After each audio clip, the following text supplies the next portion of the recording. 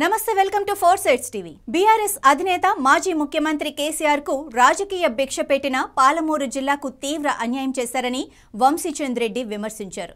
కృష్ణా జలాలను ఆంధ్ర పాలకులు దోచుకుపోతుంటే దద్దమ్మలా వ్యవహరించారని అన్నారు। 3 ఏళ్లలో పాలమూరు రంగారెడ్డి ప్రాజెక్టును పూర్తి చేశామని చెప్పారని 9 ఏళ్లైనా పనులు పూర్తి కాలేదన్నారు। ప్రాజెక్టు పొడవునా నాసిరకం పనులు జరుగుతున్నాయని కేసీఆర్ దక్షిణ తెలంగాణపై సవతి తల్లి ప్రేమ చూపించారని విమర్శించారు।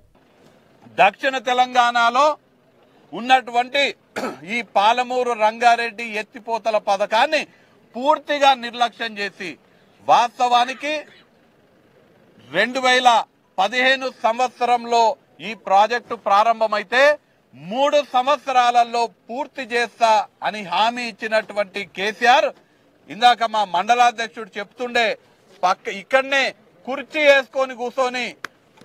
వేసుకొని కూర్చొని నేను ఈ పనులు పూర్తి చేపిస్తా దగ్గరుండి అని చెప్పినటువంటి కేసీఆర్ ఇవాళ పనులు ఎంత నాసిరకంగా ఎంత అసంపూర్తిగా ఉన్నాయో మన కళ్ళ ముందు సాక్ష్యంగా ఇక్కడ కర్వెన రిజర్వాయర్ మన ముందు కనిపిస్తున్నది। ఇవాళ చాలా స్పష్టంగా చెప్తున్నాము, కేసీఆర్ దక్షిణ తెలంగాణపై సవతి తల్లి ప్రేమ చూపిస్తూ దక్షిణ తెలంగాణపై కక్షపూరితమైనటువంటి వ్యవహారం కేసీఆర్ చేసిండు।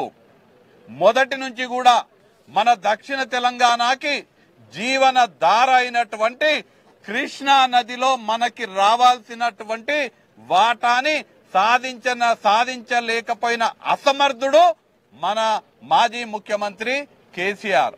వాస్తవానికి మన దక్షిణ తెలంగాణలో ఉన్నటువంటి మన తెలంగాణ ప్రాంతం కృష్ణా బేసిన్ లో 68.5% క్యాచ్మెంట్ ఏరియా ఉంటే మన ఉమ్మడి రాష్ట్రానికి కేటాయించబడినటువంటి 812 టీఎంసీలలో మనకు ధర్మంగా కేసీఆర్ నిజంగా మన హక్కుల కోసం పోరాటం చేసే నదీ జలాలలో 577 టీఎంసీలు మనకు దక్కాలే।